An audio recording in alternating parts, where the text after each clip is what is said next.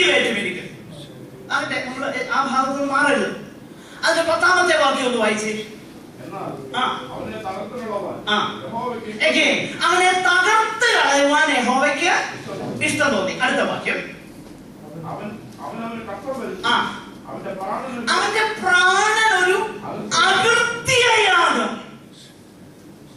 അകൃത്യയാഗം എന്തിനു വേണ്ടിയിട്ടുള്ളതാ? പഴയ നിയമം വായിച്ചിട്ടുള്ള ഒരു കഥ. എന്തിനു വേണ്ടിയിട്ടുള്ള? പാപത്തിന്റെ പരിഹാരത്തിന് വേണ്ടിയിട്ടാണ്. എന്ത്? അകൃത്യയാഗം. മോശയുടെ ന്യായപ്രമാണത്തിൽ വളരെ വ്യക്തമായിട്ട് പറഞ്ഞിട്ടുണ്ട്. അകൃത്യയാഗം കഴിക്കുന്നത് എന്തിനു വേണ്ടിയിട്ടാണ് അറിയാമോ? Intentional or unintentional sins. Israel അവരറിഞ്ഞോ അറിയാതെയോ പാപം ചെയ്തില്ല. അതിനു വേണ്ടിയിട്ട് എന്തുകൊണ്ടിരുമെന്ന് അറിയാമോ? ഒരകൃത്യം. എന്നിട്ട് അവരുടെ അകൃത്യം എല്ലാം ആ യാഗമൃഗത്തിന്റെ മേൽ എന്ത് ചെയ്യും? ചുമത്തും. ആ യാഗമൃഗം അകൃത്യം ഏറ്റെടുത്തിട്ട് ബലിയാകും. എന്റെ ഒപ്പം എല്ലാരും ചിന്തിക്കണേ. അപ്പൊ അകൃത്യയാഗം പാപപരിഹാരത്തിന് വേണ്ടിയിട്ടാണ്. പാപപരിഹാരത്തിന് വേണ്ടിയിട്ട് അകൃത്യയാഗം. എന്റെ പ്രിയരെ, ഇത് പുസ്തകത്തിൽ ഇല്ലാത്ത ഒരു വാക്കെങ്കിലും ഞാൻ പറഞ്ഞാൽ നിങ്ങൾ അത് എടുക്കരുത്, ദയവ് ചെയ്തെടുക്കരുത്. അകൃത്യയാഗം പാപപരിഹാരത്തിന് വേണ്ടിയിട്ടാണ്. അകൃത്യയാഗം. അപ്പോഴേ എന്തുകൊണ്ടാണ് ഈ അകൃത്യയാഗം ആവശ്യമായിരിക്കുന്നത്? അതിന്റെ കാരണം എന്താ? ഈ പാപവും അതിന്റെ ഫലമായിട്ടുള്ള രോഗത്തിന്റെ ഈ രോഗവും ഈ കാര്യങ്ങളുടെ എല്ലാം അതിന്റെ മൂല കാരണം എന്ന് പറയുന്നത് പാപമാണ്. മനസ്സിലായോ? അപ്പോൾ ആ പാപത്തിനാണ് പരിഹാരം ഇവിടെ വരുത്തുന്നത്. എന്റെ ഒപ്പം തന്നെ ഞാൻ വേറൊരു പ്രധാനപ്പെട്ട വിഷയം ഇനി പറയാൻ പോകാം. നിങ്ങൾ എന്റെ ഒപ്പം ചിന്തിക്കണം. അപ്പൊ ഈ പാപത്തിന് പരിഹാരം വരുത്തിയേ പറ്റും. കാരണം പാപമാണ് നമ്മളെ ദൈവത്തിൽ നിന്ന് അകറ്റുന്നത്. വായിച്ച 1-2 വാക്യങ്ങൾ. യെശയ്യാ 59:2. 59:2.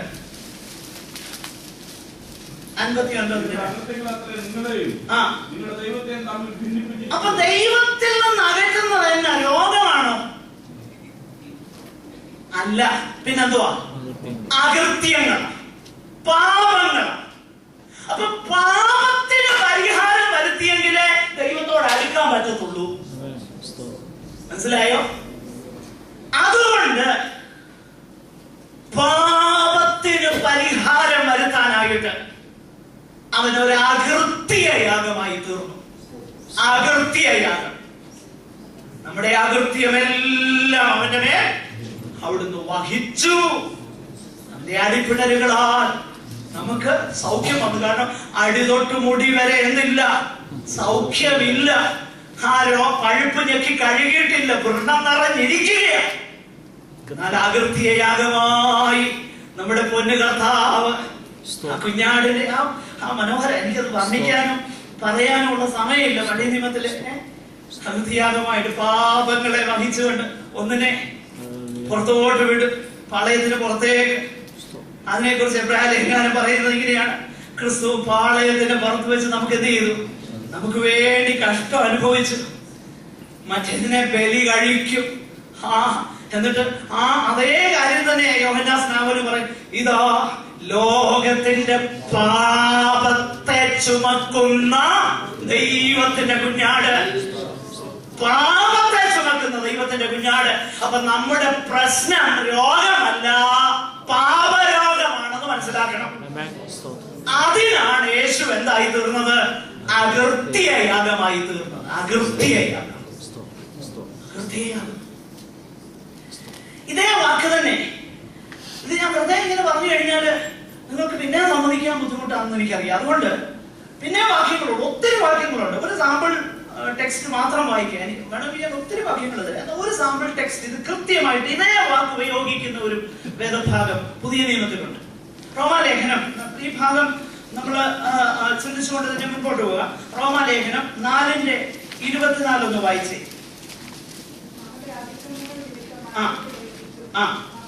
നോക്കിയേ, നമ്മുടെ അതിക്രമങ്ങൾ നിമിത്തം മരണം. അപ്പൊ കർത്താവിനെ എന്തിനാ ഏൽപ്പിച്ചത്? എന്റെ പ്രിയരെ ശ്രദ്ധിക്കണേ,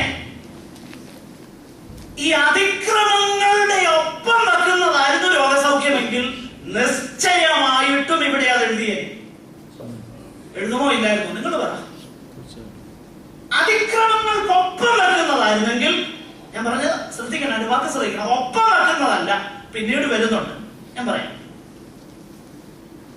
അപ്പൊ ക്രൂശിലെ അകൃത്യയാകമെന്നുള്ളത് എന്തിനു വേണ്ടിയിട്ടാണ്? പാപങ്ങളുടെ. നമ്മുടെ ആ വാക്യം ഒന്ന് വായിച്ചേ, 4:24 ഒന്നുകൂടെ വായിച്ചേ.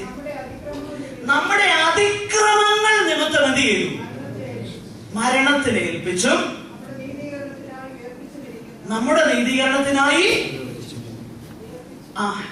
ഒന്ന് കൊരിന്ത്യർ, എനിക്ക് ഒത്തിരി വാക്യം തരാൻ കേട്ടോ. 1 കൊരിന്ത്യർ 15 അധ്യായം അതിന്റെ 1-2 വാക്യങ്ങളൊന്ന് താഴ്ത്തി വായിച്ചേ. ഞാൻ നിങ്ങളോട് സുവിശേഷിച്ചത്.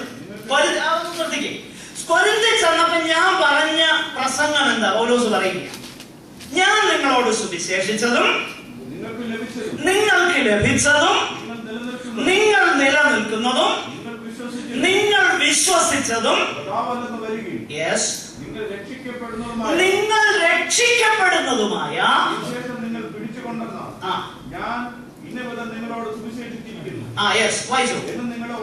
ഓർമ്മിപ്പിക്കുന്നു. ക്രിസ്തു എന്തിനു വേണ്ടിയാ മരിച്ചേ?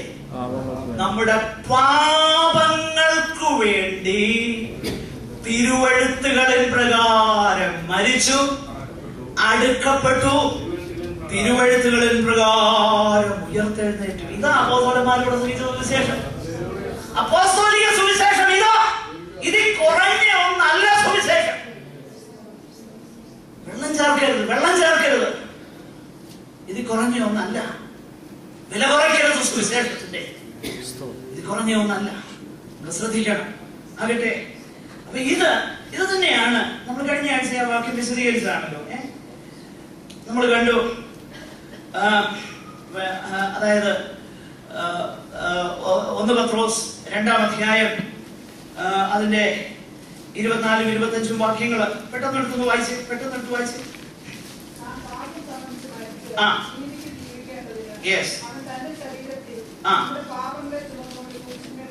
നോക്കുക, നമ്മുടെ പാപങ്ങളെ ചുമന്നുകൊണ്ട് ക്രൂശിന്മേൽ കയറി അവന്റെ അടിപ്പിണരുകളാൽ നമുക്ക്.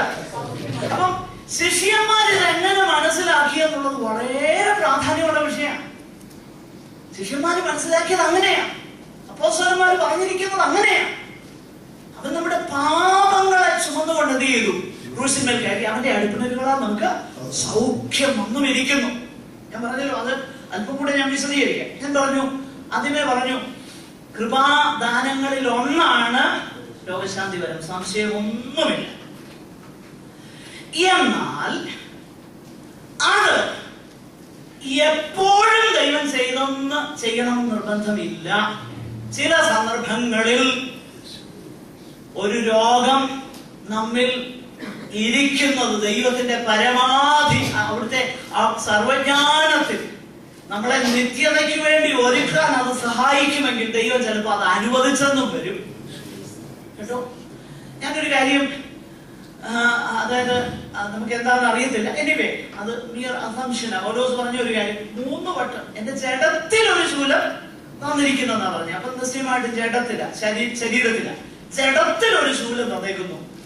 സാത്താന്റെ ദൂതനെ തന്നെ. അത് മാറിപ്പോകാൻ ഞാൻ 3 വട്ടം കർത്താവിനോട് അപേക്ഷിച്ചു. പക്ഷെ അവൻ എന്നോട്, എന്റെ കൃപ നിനക്ക് മതി. ഇപ്പൊ നിനക്ക് ആ കാര്യത്തിൽ സൗഖ്യമല്ല വേണ്ടത്, എന്റെ സർവജ്ഞാനത്തിൽ ഞാൻ മനസ്സിലാക്കുന്നു നിനക്ക് എന്റെ കൃപയാ വേണ്ടിയത്. മനസ്സിലാക്കണേ, നിനക്ക് എന്റെ കൃപയാ വേണ്ടിയത്. എന്നിട്ട് പറഞ്ഞു, എന്റെ ശക്തി ബലഹീനതയിൽ തികഞ്ഞു വരുമെന്ന് നിന്നെ ഒന്ന് മനസ്സിലാക്കാൻ വേണ്ടിയിട്ടാണ്. മോളി പറഞ്ഞിട്ടുണ്ട്, ഞാൻ വെളിപ്പാടുകളുടെ ആധിക്യത്താൽ നിഗളിച്ചു പോകാതിരിക്കേണ്ടത്. അപ്പൊ ചില സന്ദർഭങ്ങളിൽ കൃപാദാനം കർത്താവ് തന്നിരിക്കുന്നുവെങ്കിലും ചില പ്രത്യേക സന്ദർഭങ്ങളിൽ കർത്താവ് ചിലപ്പോൾ സൗഖ്യമാക്കുകയുമില്ല. അതിന് ഒരു വാക്യം കൂടെ ഞാൻ തരാം. ഒത്തിരി വാക്യങ്ങളുണ്ട്. ഒരു പ്രധാനപ്പെട്ട വാക്യം ഒന്ന് വായിച്ചു. 2 തിമോഥെയോസ് 4:20. 2 Timothy 4:20.